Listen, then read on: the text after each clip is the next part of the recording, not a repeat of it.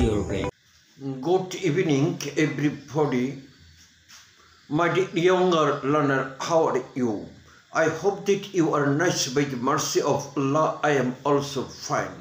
Today I am going to teach you an important item, that is interrogative sentence. আজকে আমি interrogative sentence নিয়ে আলোচনা করব এবং ইন্টারগেটিভ সেন্টেন্স যদি তোমরা লিখতে পারো এবং বলতে পারো শিখে যাও, তাহলে তোমরা সহজেই ডায়লগ করতে পারবে, সহজেই কথা বলতে পারবে, সহজেই তোমরা কি করতে পারবে, একজনের সাথে আরেকজনে কত কনভারসেশন করতে পারবে। কাজে ইন্টারগেটিভ সেন্টেন্সটা খুবই প্রয়োজন এবং ইহা খুব সহজে আমি তোমাকে কিভাবে গঠন করতে হবে সেই কথা সহজে আমি তোমাকে শেখাই দেব। আজকে মাত্র 5 মিনিটে আমি শেখাই দেব। দেখো, ইন্টারগেটিভ সেন্টেন্স করতে হলে তোমাকে একটি কথা স্মরণ করতে হবে যে সাহায্যকারী ভার্ব বা হেল্পিং অক্সিলিয়ারি ভার্ব যেটা আছে, সেই অক্সিলিয়ারি ভার্ব বা হেল্পিং ভার্ব সাবজেক্টের আগে বসবে। হেল্পিং ভার্ব ছাড়া ইন্টারগেটিভ সেন্টেন্স কখনো হবে না। তাহলে এই হেল্পিং ভার্বের ব্যবহারটা আজকে আমি সহজেই তোমাদের শেখাই দেব মাত্র 5 মিনিটে। এই হেল্পিং ভার্ব নিয়ে অনেকের সমস্যা হয়। হেল্পিং ভার্বের ব্যবহার যদি তোমরা জেনে ফেলাও বা অক্সিলিয়ারি ভার্বের ব্যবহার যদি তোমরা শিখে ফেলাও, তাহলে ইংরেজি তোমাদের কাছে পানির মতন সহজ হয়ে যাবে। আজ আমি হেল্পিং ভার্ব সম্বন্ধে আলোচনা করব এবং ইন্টারগেটিভ সেন্টেন্স হেল্পিং ভার্ব ব্যবহার করে কীভাবে ইন্টারগেটিভ সেন্টেন্স তৈরি করা যায় সেই সম্পর্কে আমি তোমাদের অতি সহজে শিখিয়ে দেব।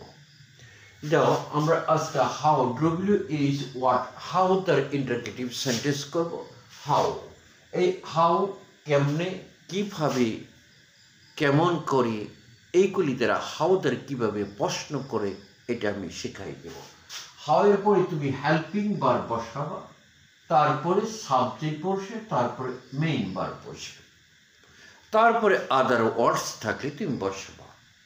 যেমন একটি লেখা আছে তুমি কিভাবে চাও, তাহলে এখানে হেল্পিং ভার্ব কিভাবে চাও এটা বর্তমান কালে। এই হেল্পিং ভার্বটা সময়ের উপর ভিত্তি করে ব্যবহার করতে হয়। তুমি চাও এই ধরনের বাক্য যদি বর্তমান সাধারণ বর্তমান বোঝায়, সেখানে হেল্পিং ভার্ব আসবে ডো আর ডাস। তাহলে এখানে ডো বসবে, তুমি কিভাবে চাও, তাহলে আমি হাউ প্রথমে হাউ বসাই দিলাম, তারপরে আমি হেল্পিং ভার্ব ডো বসাই যাব। হাউ ডো, সাবজেক্ট হলো you, how do you go, how do you go. তাহলে দেওয়া সহজে হয়ে গেল যে ডো হলো হেল্পিং ভার্ব। প্রথমে হাউ বসে তুমি কিভাবে চাও, তাহলে বর্তমান কালে যদি প্রশ্ন করতে হেল্পিং ভার্ব হবে ডো বা ডাস। বর্তমানকালে প্রশ্ন করলে সাধারণ বর্তমানে হেল্পিং ভার্ব কি হবে ডো বা ডাস। তুমি কিভাবে চাও, how do you go, how do you go. How মানে কিভাবে, ডু ইউ গো তুমি কিভাবে যাও। তারপর আরেকটা লেখা আছে তুমি কিভাবে যাচ্ছ, তুমি কিভাবে যাচ্ছ মানে কাজটা বর্তমানে চলছে। বর্তমানে কোনো কাজ চলছে, সেই ক্ষেত্রে হেল্পিং ভার্ব হবে am is are. Helping verb কি হবে এম ইজ আর।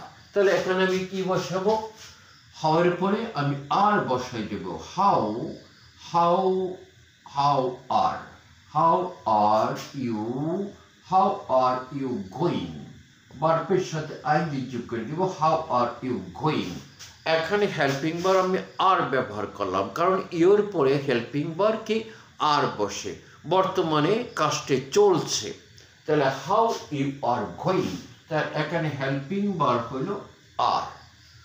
তারপরে দেওয়া বাক্যটা তুমি কিভাবে গিয়েছিলে, তাহলে গিয়েছিলেন অতীতকালে, সাধারণ অতীতকালে।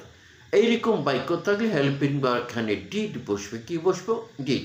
তাহলে হওয়ার পরে আমি ডিড বসাই দেব।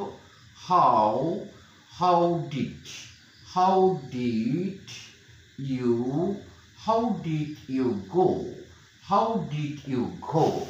তুমি কিভাবে গিয়েছিলে, তুমি কিভাবে কাজটি করলে, এরকম বাক্য যদি থাকে এখানে হেল্পিং ভার্ব হবে কি ডিড। তাহলে হাওয়ার পরে আমাকে ডিড, সাবজেক্ট ইউ এর আগে আমাকে ডিড বসাই দিতে হবে।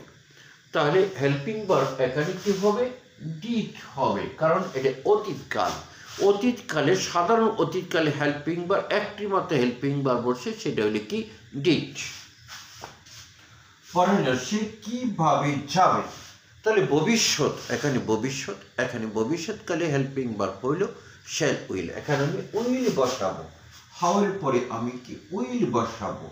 হাউ উইল, তুমি কিভাবে যাবে, how will you go, how will you go. এখানে হেল্পিং ভার্ব হইল উইল, তাহলে সাবজেক্টের আগে আমি কি বসাই দিলাম, উইল।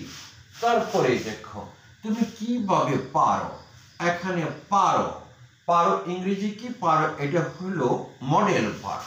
তাহলে হেল্পিং বা মডেল ভার্ব আগে বসবে হাউ ক্যান ইউ ডু, তুমি কিভাবে পারো, হাউ ক্যান ইউ ডু মানে কিভাবে কাজটি করতে পারো, হাউ ক্যান ইউ ডু, তুমি কিভাবে পারো। যদি বলতাম তুমি কিভাবে পারলে, তাহলে কি হবে, তুমি কিভাবে পারলে, তাহলে হাউ পারলে, তাহলে ক্যানের পাস্ট টেন্স লিখতে হবে হাউ, এখানে মডেল ভার্ব বসলো হাউ কুড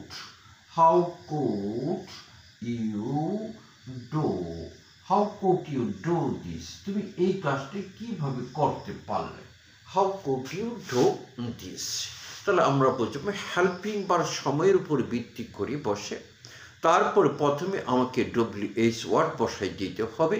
WH ওয়ার্ড এখানে আমরা হাওয়ের ব্যবহার করলাম, হাওয়ের পরে আমাকে হেল্পিং ভার্ব, অক্সিলারি ভার্ব যেটি বা অথবা মডেল ভার্ব বসাই নিতে হবে সময়ের উপর ভিত্তি করে।